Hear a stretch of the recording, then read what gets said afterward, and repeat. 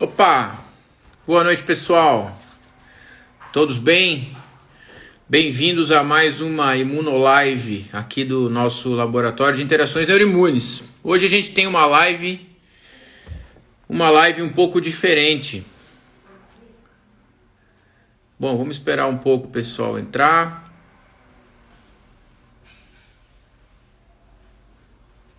Hoje a gente mudou um pouco.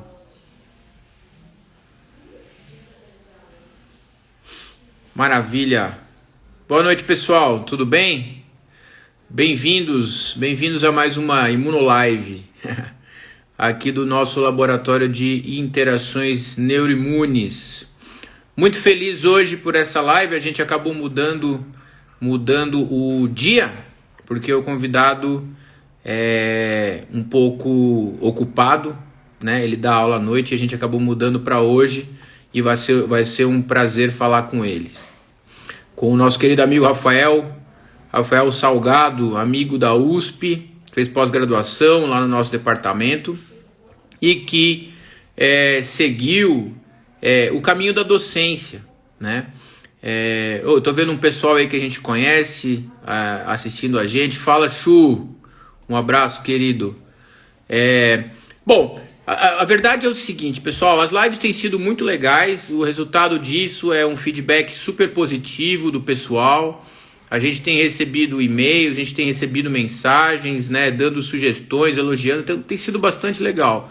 Tem tido cientistas das mais variadas áreas, teve gente de metabolismo, imunometabolismo, como o professor Pedro, teve gente de metabolismo propriamente dito, como a Alicia Kowaltowski semana passada, que foi muito legal. Teve gente da virologia, como o professor José Modena, teve a Karina Ramalho Bortolucci da Unifesp falando de imunidade inata, teve o Rafael Rezende, que é nosso querido professor lá da Harvard, agora o Brasil então sendo bem representado nos Estados Unidos, falando um pouco de neuroimunologia. E teve várias pessoas que foram muito legais o nosso bate-papo. E aí eu andei pensando, e uma das coisas que me ocorreu é também conversar com pessoas que optaram por outras carreiras na vida da pós-graduação, digamos assim, né? E hoje, então, vai ser diferente, né? Apesar do convidado ter feito mestrado e doutorado lá no Departamento de Imunologia, ele seguiu para o caminho da docência e hoje ele é professor, né? E ele vai contar um pouco da história dele para nós. Claro que a ideia é por quê? Porque eu sei que a maioria das pessoas que assistem essas lives, né, são alunos ou da graduação ou da pós-graduação, né? Então a ideia da live é trazer quanto mais informação, melhor, né? Informação sobre as possibilidades das carreiras que podem ser seguidos por nós todos, né? Alunos de farmácia, alunos de biologia, alunos de biomedicina, fisioterapia, odontologia, medicina, enfim. Então, a carreira de cientista, que a gente já, digamos assim, discutiu bastante até agora, e outras possibilidades como a carreira docente, que a gente vai discutir com o Rafael. E já aproveito para fazer uma propaganda sobre a nossa live da semana que vem, que vai ser com o Rafael Laroca. Mais um Rafael aí na lista, que é um amigo querido também, que foi pesquisador, fez um pós-doc na Harvard bastante tempo. Nós colaboramos com ele sobre a pesquisa de Zika, vacina de Zika, e hoje está na indústria farmacêutica. Então vai ser super legal para discutir com ele a questão da carreira dele no exterior, e hoje ele está na indústria farmacêutica, que também é uma possibilidade aí bastante interessante, né, na vida profissional de todos nós. Então, hoje a gente vai falar com o Rafael, eu já vou convidar ele aqui, já assistindo a gente, já mandei o convite para ele, daqui a pouco ele deve entrar online então conosco. Dito e feito, tá aí o Rafael. Fala, Rafa, tudo bem, querido? Você tá no mudo, Rafa. Vamos lá, achar o microfone. Sem problema algum, como eu sempre falo, para mim isso tem sido um aprendizado a cada live.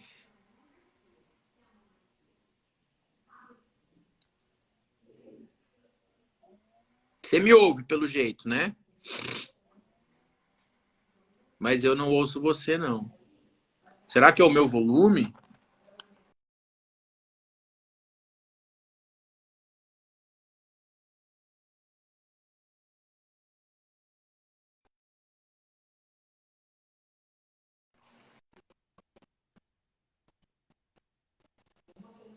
Não, Rafa, eu não te ouço. Meu volume realmente está bem alto. Você não quer sair e entrar de novo? Eu te convido mais uma vez? Beleza, vai lá. Acontece, pessoal. Então vamos lá convidar o Rafael mais uma vez. Feito.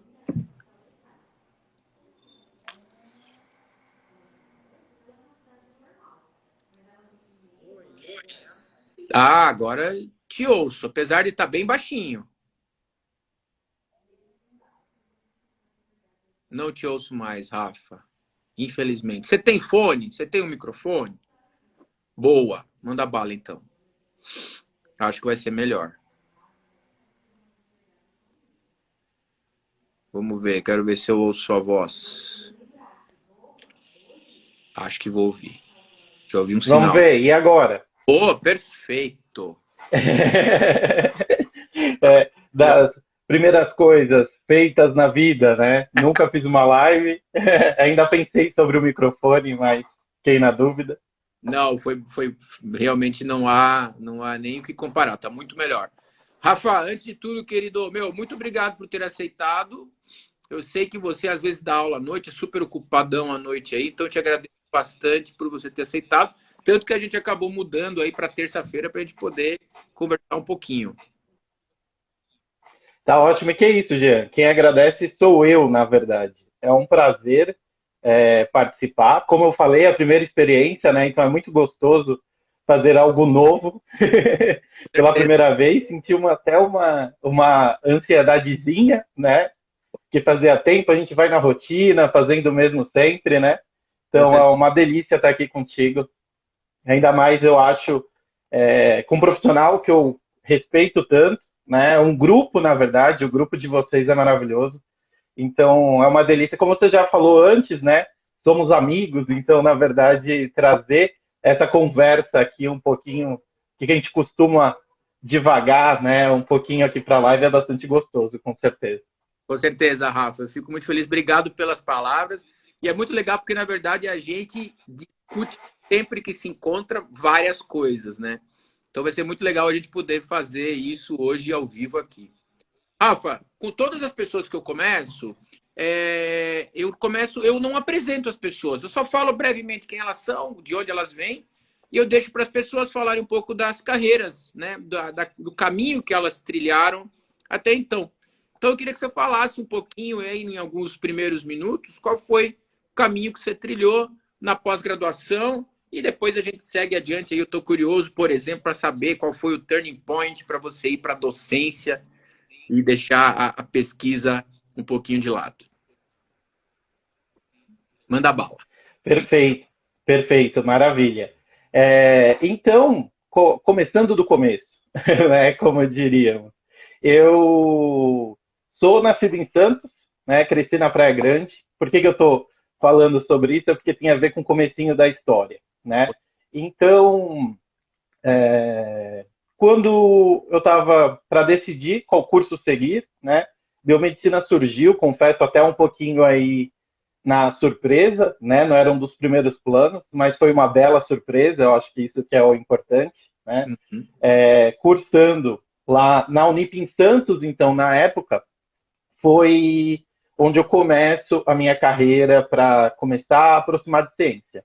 Inclusive naquele momento eu pouco sabia sobre ciência, Uhum. né? Até que eu comecei então a graduação e já lá na metade do curso, mais ou menos, uma professora de imunologia, no caso, que era aluna do meu futuro orientador, tava, ela precisou então de um auxílio para tocar o projeto dela e perguntou se eu tinha interesse, que ela gostava da minha participação nas aulas, né, do meu desempenho e achou que poderia casar bem. Na época, eu nem tinha ideia o que era iniciação científica, para falar a verdade, Uhum. né? Então ela só falou assim, eu quero fazer iniciação científica. Você quer fazer iniciação científica? Aí eu fiquei meio assim, né? Mas o que que é isso? Como é que é? Ela na USP. Aí eu falei, sim. Né? Tipo, Ah, a vitrine, exato, né? A vitrine chamou bastante atenção nesse caso, então caminhei para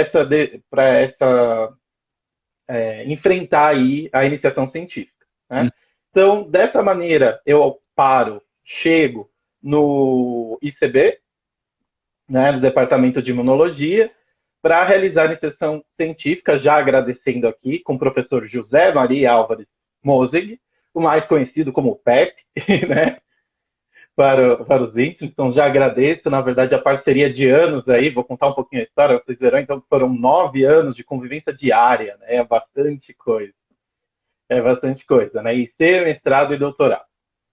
Então, na iniciação científica, e foi um mundo de descoberta. Na verdade, eu falo, né? Eu até costumo comentar.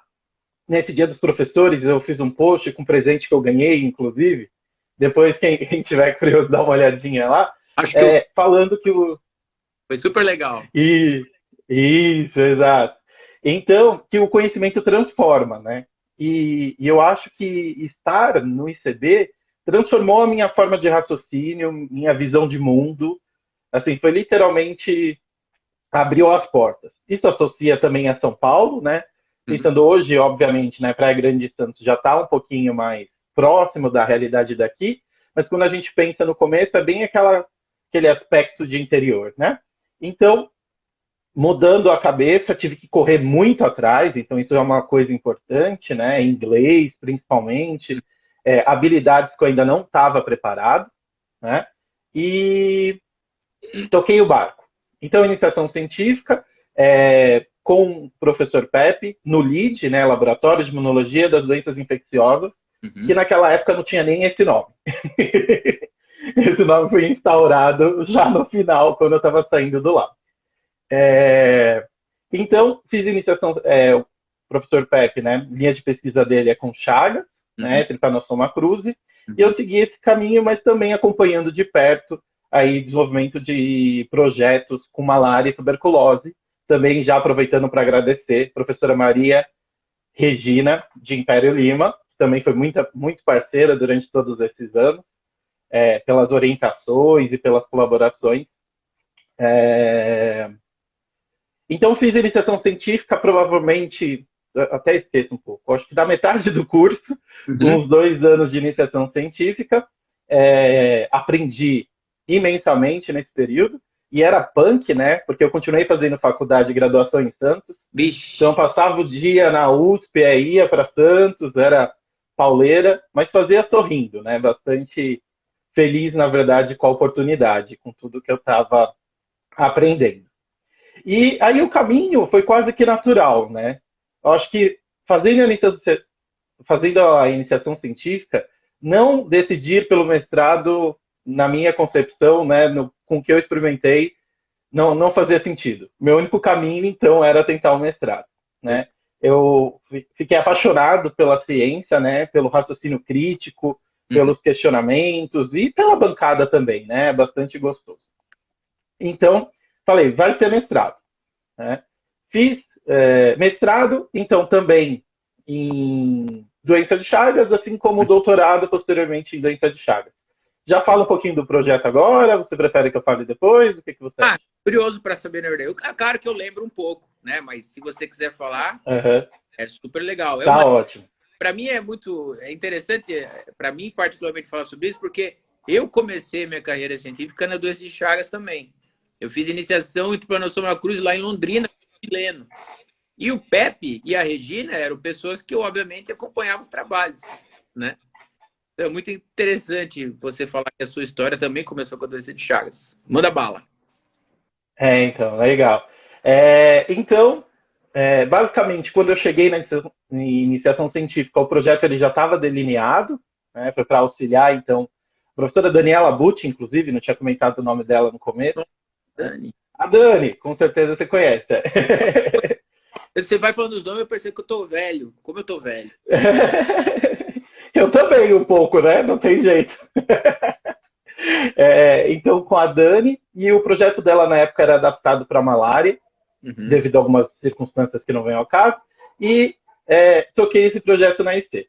Para o mestrado, então a gente teve a ideia de migrar o raciocínio já para a doença de Chagas, propriamente dita, e uma curiosidade muito grande que o PEP e o laboratório têm é identificar um pouco como que ocorre o processo da saída do tripanossoma da circulação. Basicamente, então, quando a gente pensa na infecção por T-cruzi, né, a gente tem aquela parasitemia bastante elevada na corrente sanguínea de início.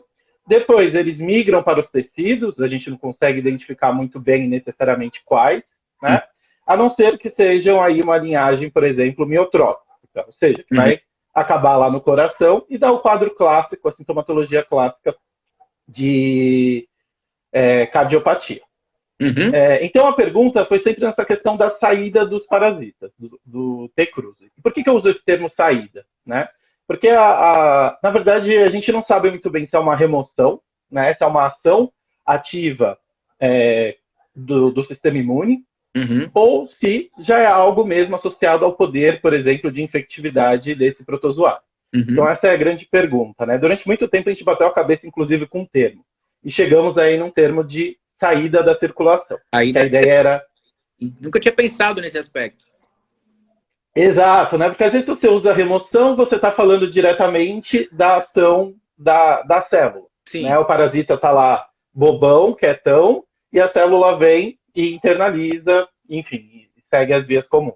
Né? Ou então, se você fala também de entrada, né, de infecção, você já está colocando direto para o parasita. Exato. Então a gente ficou nessa. Então, saída foi um bom termo, né? Na época, o que já tinha bastante descrito? Oi, pode falar. Qual linhagem de camundongo e de parasita você trabalhava? Ótimo. Então, para experimentação, nessa época, eu ainda utilizava B6 mesmo, tá? E o T-cruzi, nessa época, eu trabalhava com a Cipa silvio, né? Que é a miotrófica, então tem tropismo por célula cardíaca. E também com o clone Silvio, né, dizendo melhor, e com relação e também com a Y, que ela é reticulotrópica. Perfeito. Então, na verdade, tem outro tipo de interesse para a gente conseguir confrontar, né, também como que esse tropismo impactaria na saída e direcionamento desses parasitas. Legal. Então, a partir daí, né, a ideia principal, o que já tinha descrito, era que IgG era muito responsável por esse processo de retirada, digamos assim, dos parasitas da circulação. Isso já estava muito bem escrito na literatura. Então, a nossa pergunta partiu acima e IgM. Né, como seria esse processo, se também ela poderia ser protagonista. Né? Esse ainda não é o meu projeto que eu curto mais contar. Exato, porque é meio uma história para chegar no projeto de doutorado que tem mais a minha cara. Né? Perfeito. Então, durante o mestrado, a gente pensou nessa história do IgM. Então, basicamente, o projeto tinha a abordagem experimental em vivo, né, infecção, repique dos parasitas, e depois também acompanhamento à progressão, né? E também a experimentação in vitro, utilizando o macrófago derivado de medula óssea ou peritoneal, dependendo dos casos. Legal. E, basicamente, o que eu observei é que, sim, não com tanto protagonismo como a IgG, a IgM ela auxiliava na retirada dos parasitas da circulação. Né? Então, isso foi no mestrado. Não chegava a ser. Mas é uma IgM inespecífica, teoricamente. Isso, exato. Que loucura. Que legal. Então, pensando nesse processo, tá?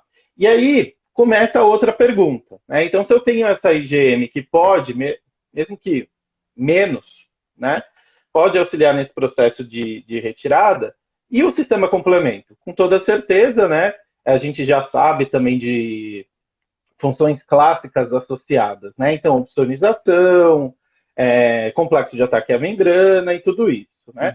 Porém, o Trypanosoma cruzi tem alguns mecanismos que dão uma regulada nesse tipo de ativação, né? Que é uma das coisas que acredito, então, que é o fato de que ele acaba se mantendo, né? Assim, livre da ação do sistema imune por um determinado período. Perfeito. Que é o TDAF. E aí, exato, TDAF, perfeito. Eu estou meio pensando quanto que eu posso ir nos conceitos, então eu vou falando, não tem problema.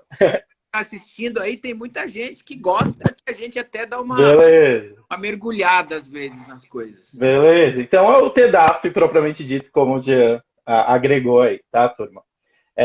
Turma, isso é visto de professor, fala turma. Que aluno seu assistindo aí? Com certeza, já mandaram. Eu vi uma galerinha. Não vi a Adriana no começo, faz tempo que eu dei aula para eles no primeiro semestre, eles já estão no quarto, eu acho, mais ou menos. A gente se encontra, turma, com toda certeza. Então, voltando lá para o TDAF. Né? Então, eu tenho esse controle com relação a essa exposição ao sistema complemento. E, curiosamente, o Trypanosoma cruzi, ele tem uma cisteínoprotease, que é a cruzipaína, na superfície, que é super importante para a sobrevivência do parasita. Uhum. Tá? Só que, além disso, ela tem a capacidade de clivar espontaneamente C5. Ah, que legal. C5 que é um componente, então, da cascata do sistema complemento, que originalmente é o que a gente espera, que ele vai funcionar, então, como escala para a formação do MAC, do complexo de ataque à membrana, e lise dessa célula, ok? E, além disso, também para a formação, então, das anafilotoxinas, né, como o C5A, que junto com o C3A pode ajudar bastante aí no processo de resposta inflamatória. Só que a nossa questão principal então, o tripo apresenta essa cruzipaína na superfície, que estimula a clivagem direta de C5. C5A, ok, pode levar ao processo inflamatório. Mas algo que não é muito estudado e não é muito descrito é exatamente os receptores para C5A, presentes, que são expressos principalmente em monócitos, macrófagos e até mesmo em linfócitos, pouquinho menor. Então tem essa expressão para recepção do C5A. E o que a gente se perguntou foi, pela presença, então, exclusivamente na ausência ou na presença do C5, se isso impactaria nesse processo, por exemplo, de internalização, que seria um dos principais mecanismos associados à ação desse receptor, que ainda não estava muito bem descrito. Né? Aí, então, chega, digamos, o meu projeto de doutorado, que é o que eu chamo de meu, mas, né, já óbvio, com muita contribuição do Pepe, mas ele saiu daquele... 5 anos, não, né, Rafa?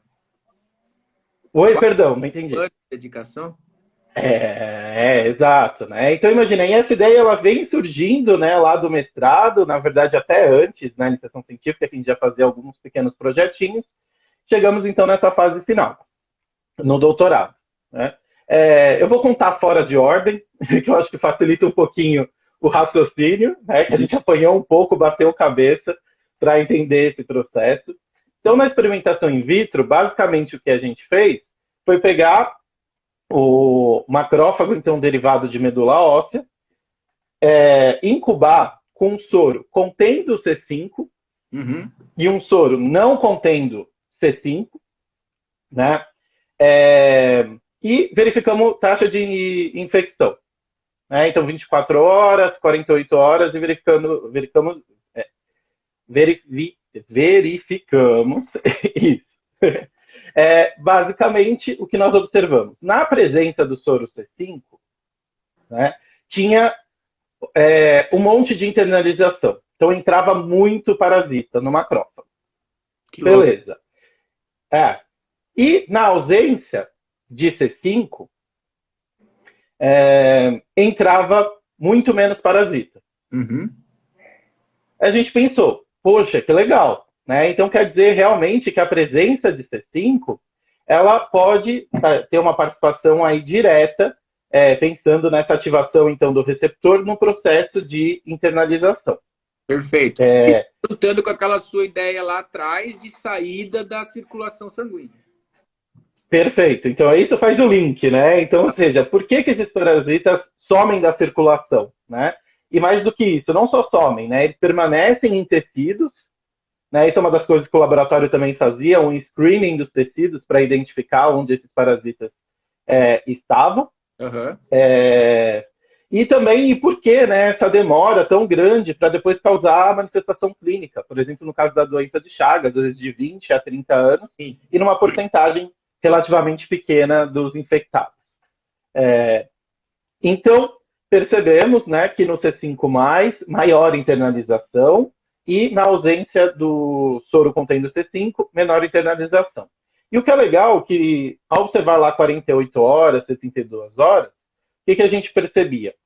Que no macrófago, com C5, que entrou muito parasita, no final tinha um número de parasitas bem inferior. Ou seja, a taxa de proliferação intracelular dele era pequena. Isso acreditando, então, que além no processo de internalização, com toda certeza esse receptor teria alguma participação na ativação dessa célula, né, para a produção aí de reativos de oxigênio, que levavam, então, à eliminação desse parasita, né?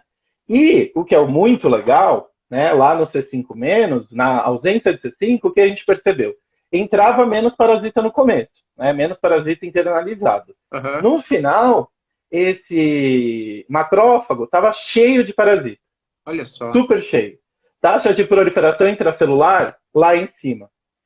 Ou seja, então o fato, esse receptor de C5 impactaria tanto na entrada desse parasita, Aham. né, como na ativação. Então, como eles foram internalizados sem a ativação desse receptor no processo, esse macrófago, então, ativou menos e, por consequência, tem uma maior proliferação intracelular.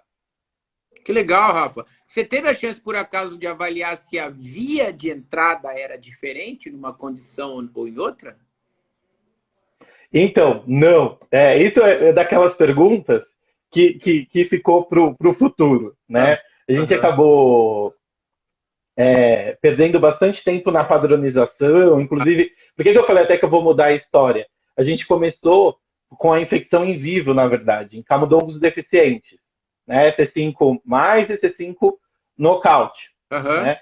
Então, na verdade, a gente teve muita dúvida nesse processo experimental, e aí falamos, não, pera, então, isso aqui está meio esquisito, vamos fazer o in vitro, né? Vamos testar isso e seguir como caminho, tá? Então, infelizmente, a gente não conseguiu responder diretamente isso, né? Tem alguns trabalhos que falam, inclusive, da associação com o receptor para bradicinin, que pode ter uma combinação, tá?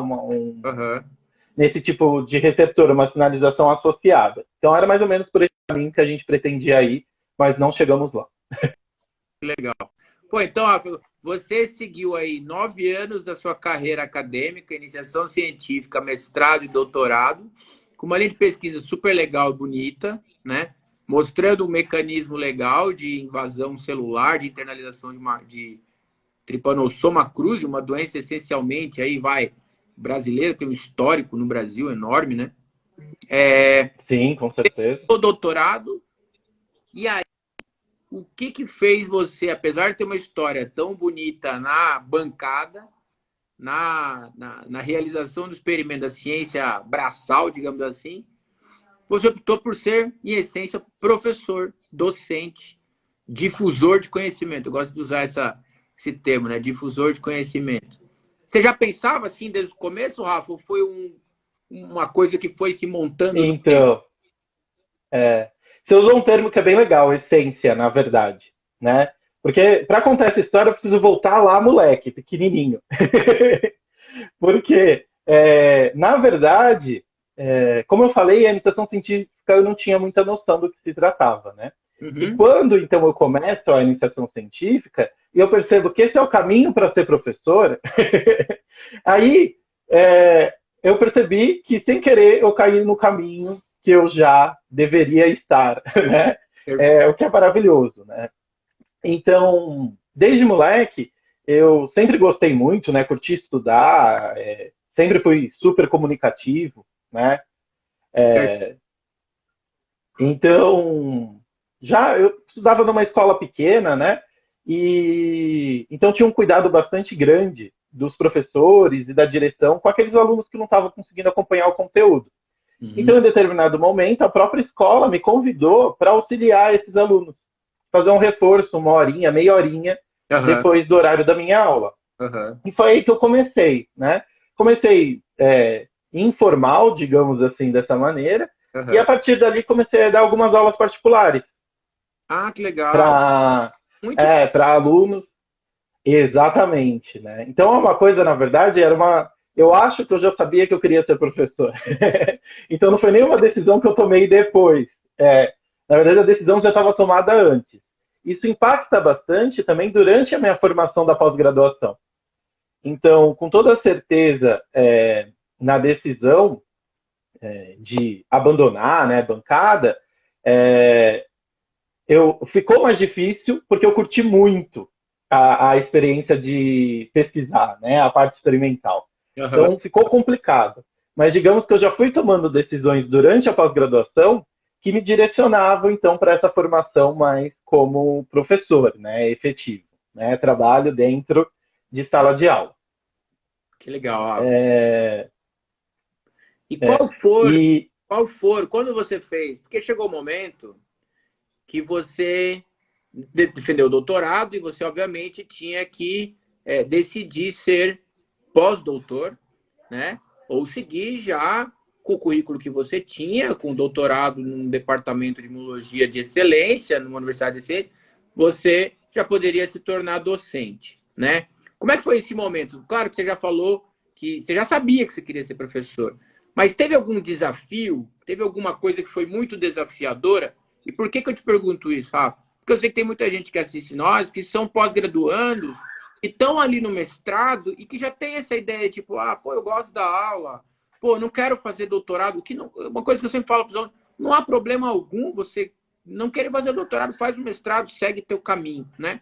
O que foi desafiador nesse momento que você fala, olha, pô, isso eu vou ter que batalhar, quebrar a cabeça, mas vai valer a pena, né? Até para uma ideia de que para estar ouvindo que é professor, ou para melhorar às vezes, né, o caminho de quem ainda está na pós-graduação. Aham. Então, vamos pensar. Com relação ao desafio, a essa dificuldade principal que eu senti, foi como me formar professor dentro da pós-graduação. E eu vou falar um pouco sobre isso, que talvez eu acho que é a principal insegurança de alguém que quer seguir nessa carreira. Né? É muito difícil a gente vislumbrar essa possibilidade.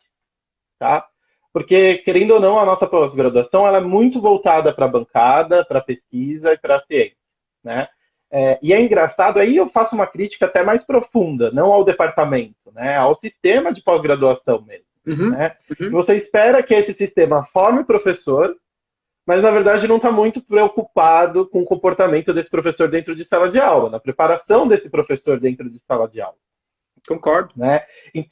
Então, no começo, o que eu senti, Gê, que não era o caminho, que na verdade não era a possibilidade. Né? A gente vai se sentindo meio assim, não de escanteio, como é que eu vou dizer? Eu não gosto de usar esse termo, Uhum. né? Mas assim, a gente não consegue perceber muito as possibilidades. Né? Uhum. E Uhum. aí aconteceram algumas coisas bem importantes na minha formação que abriram essa mente, né? A minha mente, principalmente. Então, eu sempre participei de projetos de extensão. Um dos projetos que eu participei foi o Imunologia nas Escolas, Ah, que demais.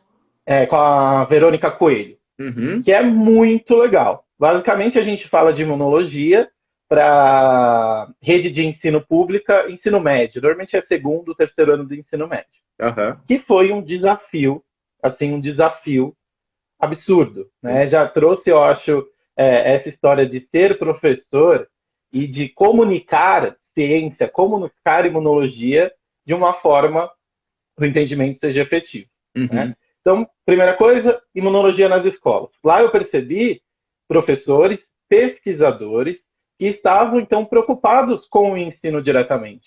Então, Legal. eu falei, não que os outros não estejam, né? Não é isso que eu Claro, estou querendo dizer, mas claro, claro. que estão se mexendo para estão se movimentando esse caminho, né? Além da bancada, da pesquisa. E no departamento tive duas experiências com disciplinas, vou seguir agradecendo o professor Anderson, né? Que, na verdade, ele também já trouxe, ele sempre bateu bastante nessa tecla, nessa perspectiva da formação do professor. Sim. Né?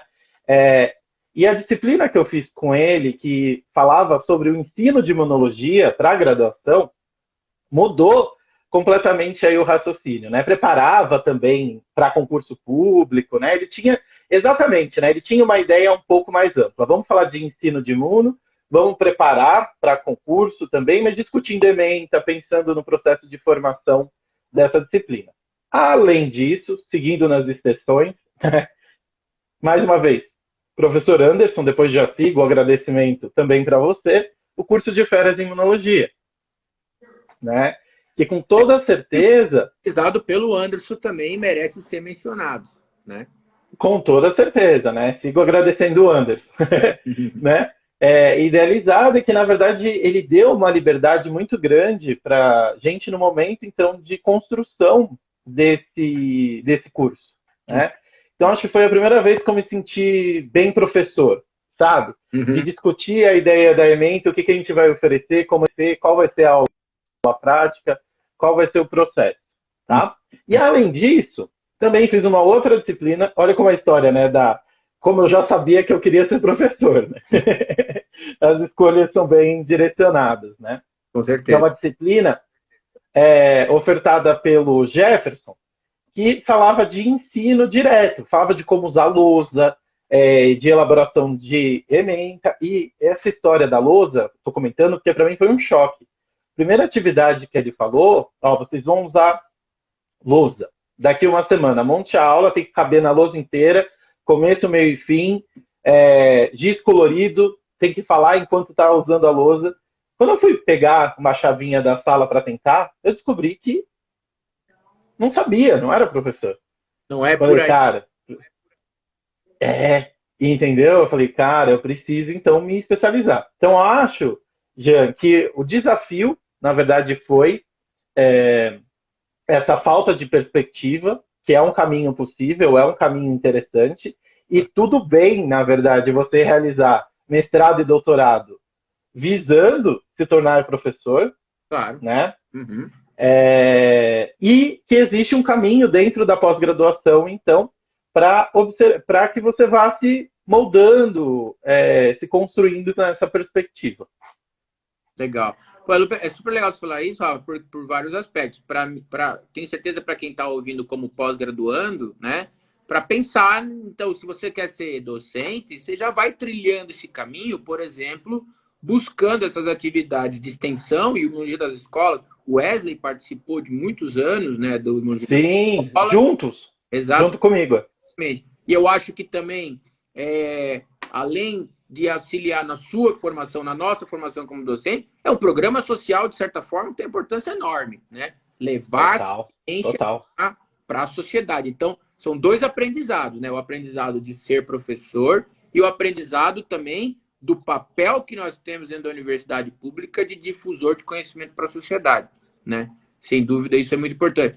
E é legal ouvir isso de você também como docente, né? Para perceber que as propostas que a gente faz e toma, né? O Anderson, com o curso de férias, foi fantástico quando ele elaborou.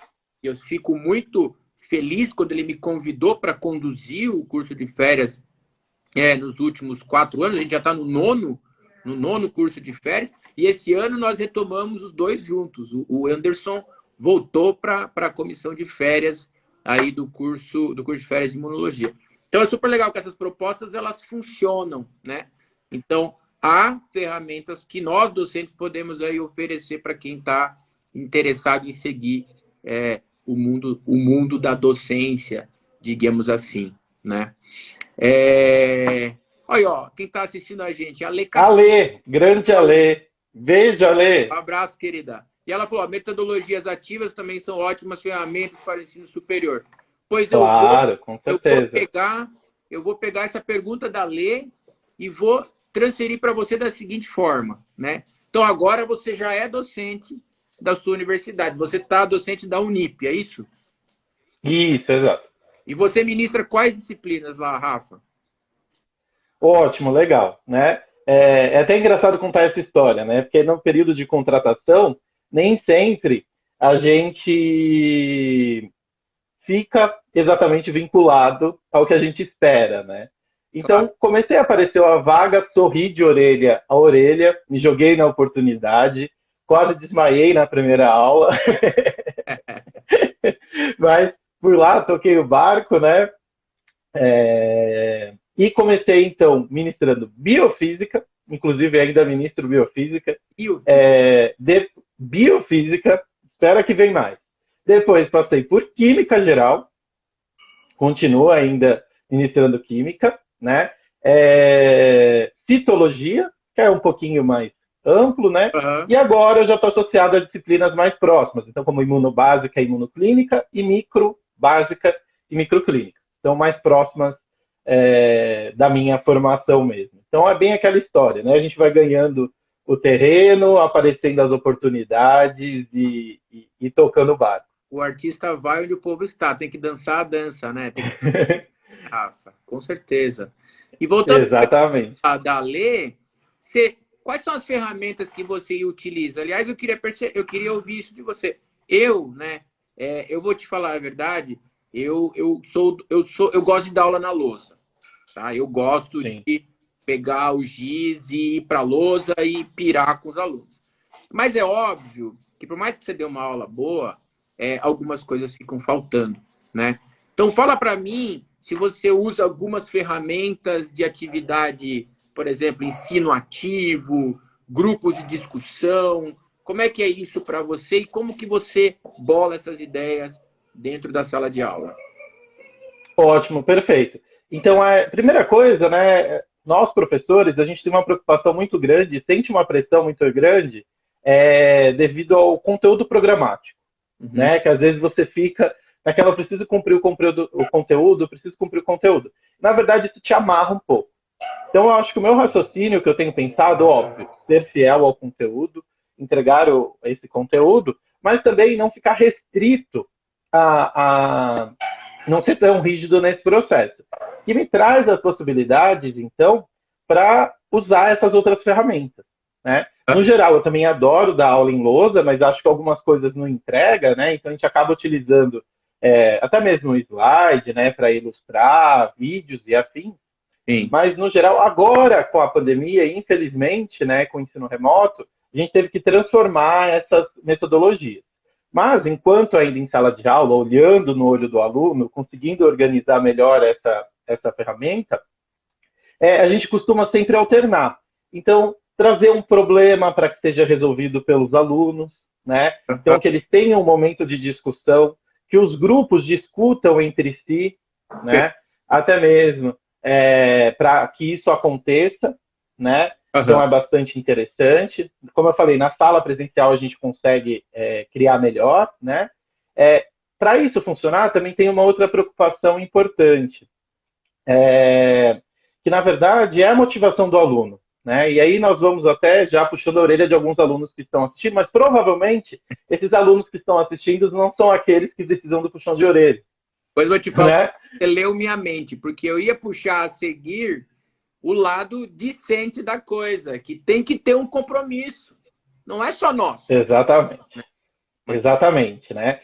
Então, por exemplo, se esse cara, se esse aluno vai precisar ler um texto antes, um artigo antes, para que a discussão seja valiosa, ele vai ter que ter o comprometimento de realizar essa leitura, né?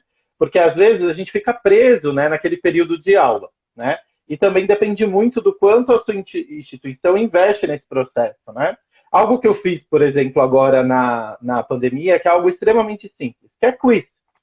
Então a gente está lá discutindo o conteúdo, no meio da aula, no final da aula, fazemos um quiz. Super tranquilo, perguntas diretas, rápidas, essenciais daquele conteúdo. Algo que quando eu fiz a primeira vez, eu pensei, né? Ai, nossa, os alunos vão achar muito simples de repente. E na verdade é uma ferramenta que está funcionando super bem com eles. Né? Porque confronta o conteúdo. Né? Então entra nessa parte de confrontar o conteúdo. com certeza. Tá? Então, eu acho que o raciocínio ativo, né, as metodologias ativas, com certeza elas vêm para ficar. eu acho, então, que depende desse comprometimento do aluno, mas que está associado também à postura do professor e da instituição. Ou seja, se você tem um respaldo bom para que a construção do conteúdo seja passada desse jeito, o aluno ele vai, né? Então a gente vai, na verdade, preparando o aluno para isso. Porque é muito difícil também, principalmente quando a gente pensa em instituição privada, pegar um aluno que está acostumado com aquele tipo de aula que ele só senta lá e recebe, achando que no primeiro semestre ele vai estar apto a discutir um artigo, por exemplo. Sim, sim. Né? Sim. Então, a gente precisa fazer essa transformação com cuidado, eu acho, principalmente. Com certeza. Eu concordo, Rafa. E tem, acho que é um ponto que você vai concordar comigo, que é assim, ó, o mundo do mercado de trabalho hoje, o mercado de trabalho hoje, ele está cada vez mais multidisciplinar, certo? Isso é inquestionável. Quantidade de informação disponível, ela é enorme. A multidisciplinaridade é algo que hoje já se espera de um candidato para a vaga XYZ. Então, uma coisa que eu acho que é legal, que na sala de aula, pode contribuir para isso. Então, atividades de discussão, que nem você falou, por exemplo, para aprender, por exemplo, eu dou aula para farmácia, agora no online eu admito que eu não estou fazendo mais isso, mas eu tinha uma atividade de discussão onde os alunos eles tinham que retirar informações dos outros alunos. Por quê? Porque no ambiente de trabalho onde você vai estar, você vai trabalhar numa equipe que você vai ter que aprender a trabalhar com outras pessoas, de outros know-hows, de outras expertises. Você vai ter que aprender a tirar informações dela, né? Então, não é só saber que a sinalização do NFAT vai levar a L2, né? Você tem que saber do cara, né? Tirar dele dessa informação, falar, olha, o que é importante nesse contexto, o que não é. Então, por exemplo, eu dou uma atividade na farmácia, dava, né? Onde eu dividia o pessoal em grupo, e aí eu pegava tópicos importantes da imunologia no mercado de trabalho do farmacêutico. Então, por exemplo, eu colocava lá monoclonal com tipagem de HLA. Aí botava os grupos para discutir, né? Aí os alunos ficavam bravos às vezes, mas enfim, vem aquela do compromisso. O aluno que fazia pergunta para o grupo de monoclonal, na prova tinha questões de monoclonal. E o grupo da tipagem de HLA fazia perguntas, vice-versa, eles tinham perguntas do grupo que eles entrevistavam. Por quê? Porque você tem que aprender, a tirar informação, né, do grupo, e outra, você tem que ter o compromisso de dar essa informação correta. Então me dava um trabalho desgraçado, porque eram 10 grupos, então eu tinha que ter 10 provas diferentes, né? Mas era uma atividade legal, né? No sentido de que também, às vezes, você dá imunologia e esquece de levar a imunologia para o mundo lá fora, que é o mundo real, né? Em que circunstâncias eles vão aplicar a imunologia? Então, o biomédico ele vai fazer análises clínicas, ele vai trabalhar num controle de uma indústria farmacêutica, ou ele vai fazer pesquisa. A gente tem que aprender um pouco a fazer essa leitura um pouco, né? Então, isso aí, principalmente dessa ideia da formação, volto na história do conteúdo programático, né? De ficar preso no conteúdo programático. Sim. A formação, o que a gente precisa compartilhar, o que a gente precisa formar esse aluno é de uma forma muito mais ampla, né? Então, vai desde de postura, como você falou, de trabalho em grupo, de proatividade, eu estava conversando com os alunos recentemente, né, numa aula prática que a gente estava ofertando, e eu falando para eles, faça um procedimento assim, assim, assim, e dando já algumas dicas, né? Olha, aqui a gente agiliza, aqui a gente... Eu falei, gente, tem que ter um senso de urgência, sabe? Assim, não é pressa, não é isso. Mas tem uma intensidade, né? E eu acho que isso, às vezes, é um comportamento que o aluno ele não está acostumado a ter. E tem um baque muito grande quando encontra o mercado, né? Que tem uma mudança de ritmo, né?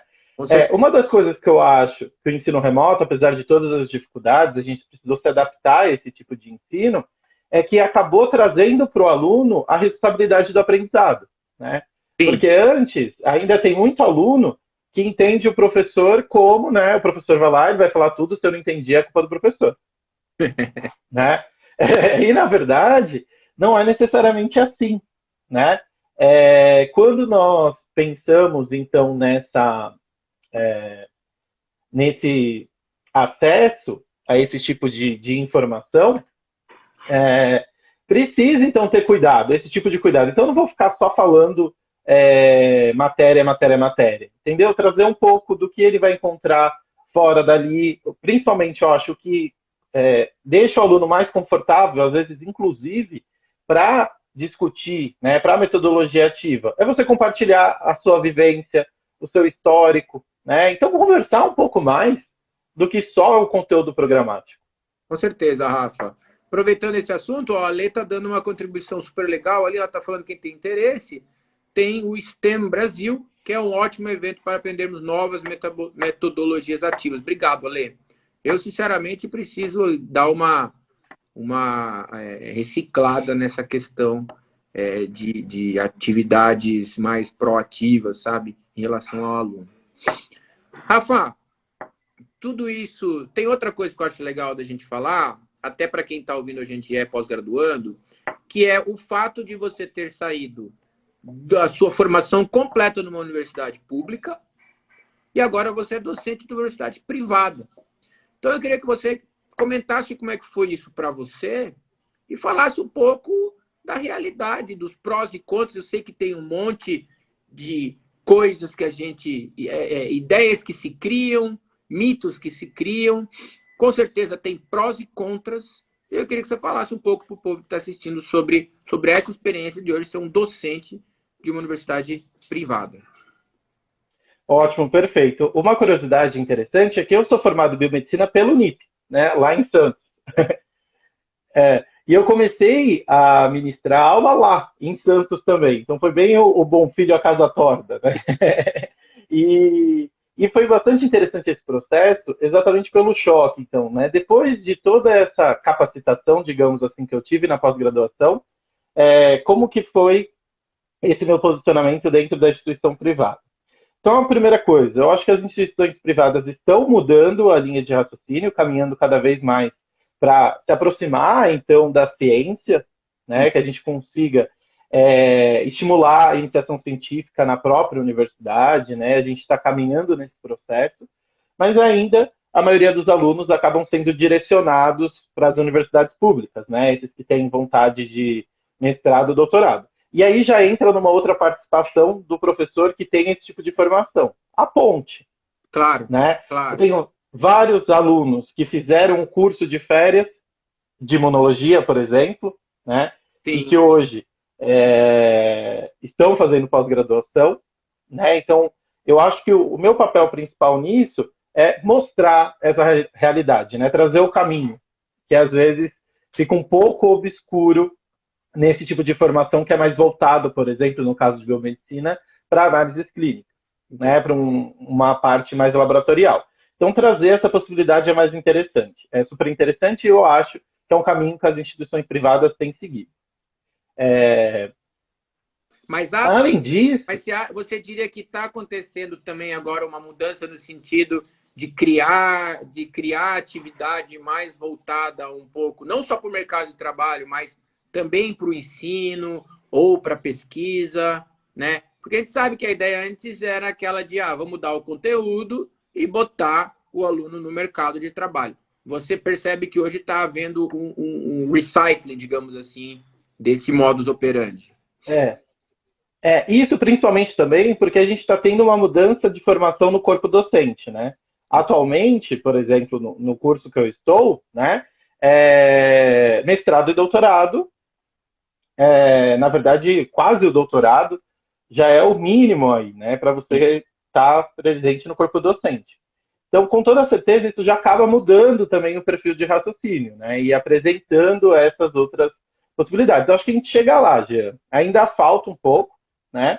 Porque ainda está associado ao comércio, digamos assim. Então, querendo ou não, um aluno, ele ainda entra querendo ser formado, a grande maioria, né? Para se encaixar no mercado de trabalho. Uhum. Então, esse raciocínio comercial, ele ainda acaba acompanhando muito. Uhum. Mas, com toda certeza, já existem instituições e cursos que estão se direcionando para outras áreas. E o que eu tento fazer, como eu falei, é apresentar. É possível, vamos tentar fazer aqui. Se não rola fazer aqui, o caminho é esse. Perfeito. Mas você sabe que eu vou falar uma opinião bem pessoal minha, essa questão de é para o comércio, ou voltar para... Na verdade, eu não vejo problema algum você ter um curso completamente voltado para te inserir no mercado de trabalho, né? Eu acho que você quer, olha, eu quero formar esse biomédico para ocupar esse nicho, por exemplo, que vai ser a análises clínicas ou a emergência hospitalar. Ou não, eu vou ocupar eu vou formar o cara para ocupar esse nicho, para fazer, sei lá, dopagem, toxicologia criminal. Ou eu vou formar o cara bem formado para fazer fertilização in vitro, entendeu? Eu não tenho o menor problema nessa visão comercial, tá? Eu acho que, na verdade, não há problema algum a gente querer ascender economicamente na vida, né? Você se dedica, trabalha, você quer ganhar mais. Eu não vejo problema nenhum nisso. O problema que eu vejo é não fazer isso bem feito, né? O problema é que eu vejo, então você vai se dedicar para botar no mercado de trabalho, vamos montar uma ementa, vamos montar um programa onde eu, de fato, vou colocar o aluno bem formado e inserido no mercado de trabalho. E a gente sabe que tem várias universidades privadas que fazem isso muito bem. Inclusive, se a gente sair da biomédica, concorda? Se a gente sair da biomédica, a gente vai para as engenharias e tem aí muitas universidades privadas que fazem isso muito bem, obrigado. Né? Eu só acho decidir o que quer, né? Decidir o que quer. Exatamente. E principalmente eu acho que mesmo dentro, então, desse raciocínio mais para o mercado, o pensamento crítico, né? Eu acho que um raciocínio experimental, o entender ciência, é algo que aplica muito também. Com certeza. Né? Então a gente precisa com certeza apresentar esse raciocínio, né? Trazer essa possibilidade. E ainda assim, eu acho que para o aluno que não vai escolher esse caminho, vai agregar para ele com toda certeza no mercado de trabalho. Pode ser um diferencial, inclusive. Né? Com certeza, Rafa, concordo com você. Rafa, a gente está nos minutos finais. Eu queria aproveitar para falar o seguinte, o Brasil passa por um momento extremamente difícil, né? Não é de hoje. Eu não uso essas lives para entrar nessa seara, tá? Mas o Brasil passa por momentos difíceis, com pessoas horríveis governando o nosso país. Porém, uma coisa que eu falo para os alunos sempre é que a gente precisa parar de reclamar e se tornar agente ativo dessa mudança, certo? E quando a gente fala do aluno que às vezes reclama pra caramba, que quer dar aula, que é muita prova, é muita disciplina, é muita matéria, eu sempre falo para eles, espera pegar o diploma, né? Vai piorar muito. Então eu queria que você deixasse, se você quiser, deixar uma mensagem final para o pessoal que está assistindo, porque eu conheço você há muito tempo, Rafa, você é uma pessoa inspiradora, eu sei que você ama dar aula, eu sei que você adora dar aula, isso é muito legal, não por ser professor também, mas por a gente ser amigo e por a gente ter se formado junto, na verdade. A gente conviveu ao mesmo tempo lá no departamento de imunologia. Então eu deixo esse minuto final aí, eu já te agradeço pra caramba, foi super legal, o tempo passou voando. Teve muita gente então, isso que eu ia falar. No departamento que veio te ver, que eu vi aqui, uma galerinha. Eu vi que estava aqui a Raíssa, o Eduardo, a Ale, o Chu. Você vê como você é querido. Tudo presença internacional, hein? E tá de dia lá agora, né? Para mim é muito inspirador, é muito legal ver. Uma coisa que eu sempre falo para os alunos porra, desculpa o palavrão, faz o que o olho brilha.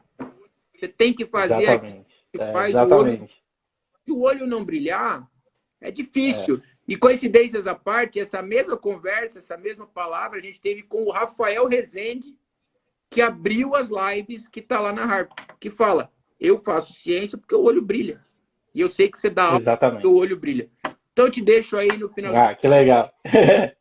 Para essa galera toda aí que está te ouvindo, para seus alunos, fica à vontade. Ótimo. Primeiro eu gostaria de agradecer todo mundo que dedicou um pouquinho do tempo aí para ouvir a gente conversar. Concordo que a conversa passou extremamente rápido, né? Nem senti. Parecia que a gente está em casa, no social, né, conversando como de costume. Ótimo. Espero ter contribuído com algumas coisas na live de hoje. E para finalizar, eu quero compartilhar um sentimento que eu vivi nessa. Eu sou emotivo pra caramba, você sabe, né? Vou tentar não chorar, porque é a história do olho brilhar, né? Mas é que bate fundo, né? Eu acho que a pandemia ela foi um desafio para todo mundo, né? E nesse processo de reinvenção, por muito tempo, eu acho que como professor, eu acho que não só como professor, mas eu acho que como todas as profissões, né? Todo mundo passou muito perrengue. A verdade é essa. Mas como professor, a gente viu ainda mais, né? A gente precisou se reinventar, então teve que se adaptar a muita estratégia que a gente não estava preparado, correr muito atrás, e a gente sabe que o reconhecimento não é lá daquelas coisas, né? Infelizmente ainda. Então a gente continua nessa mesma discussão. Então, por muitos momentos, eu fiquei pensando, caramba, aí volta, né, a insegurança. Tenho mestrado, tenho doutorado, vou seguir para outra área, vou ir para uma farmacêutica, vou tentar fazer outra coisa. Comecei a me mexer para esse lado. Aí, voltei, passei por todo esse momento de frustração, não é mais isso, não quero isso, voltou a aula prática presencial. Aula prática presencial. Entrei no laboratório. Eu saí do laboratório o quê? Que vou fazer outra coisa o quê? Entendeu? Para, Rafael, sossega. Então, o que eu percebi às vezes é que a gente fica muito no salto, né? Então, eu estava na graduação, fiz iniciação científica, fiz mestrado, fiz doutorado. Consegui ser professor. Tive até uma experiência na coordenação prévia à pandemia, né? Infelizmente, não deu certo depois da pandemia, né? Exatamente, teve reajustes na instituição, com toda certeza. Claro. Não continuei na coordenação. Então, junta essa frustração aí no meio, né? E aí o que eu percebi, cara, é que por muito pouco tempo eu aproveitei de verdade pensando, cara, eu sou professor. Perfeito. Sabe? Então, eu acho que é isso que eu queria finalizar. Então, eu vou curtir um tempo sendo professor. E outra coisa que eu costumo falar é que quem tem essa vontadezinha pequenininha, gente, entra numa sala de aula. Porque depois que você entrar, você não sai mais. Assim, exatamente, o olho brilha, você começa a dominar aquele ambiente e você percebe que é isso. E eu acho que é o caminho, né? O conhecimento é o caminho, né? Com certeza, Rafa. Meu, muito legal. Eu concordo plenamente. Eu tô morrendo de saudade de entrar numa sala de aula. Não vejo a hora de me sujar todo de giz. Que eu chego no laboratório. Exatamente. A molecada fala, nossa, mas hoje você tava animado, todo colorido, com a calça, com a camiseta. Faz parte, né? Eu realmente sinto muita falta da sala de aula também. Eu compactuo com você por esse gosto por dar aula. Realmente eu acho muito, muito legal isso. Tá bom?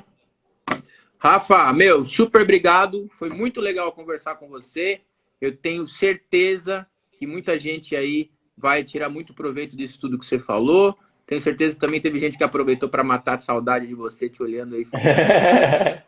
E eu aproveito para chamar quem tiver interesse. Semana que vem a gente tem outro Rafael, que é o Rafael Laroca, que vai falar aí de um outro lado da história, que é o lado de entrar, que é o lado de que você quase fez, que é o lado de entrar na indústria farmacêutica, né? Que todo mundo, esse monstro da indústria farmacêutica, eu acho que não é nada disso, na verdade. E ainda mais ele que está fazendo isso hoje lá em Boston, trabalhando numa empresa bastante grande. Então, se vocês têm interesse, saber mais sobre isso, por favor, acompanhe a gente. Quarta-feira que vem. Hoje foi excepcionalmente na terça para receber você, querido, que realmente queria ter muito essa live com você. Tá bom? Um abração para você. Ótimo dia. Muito obrigado. Abraço para todo mundo. Muito obrigado, gente. Boa noite, gente. Tchau.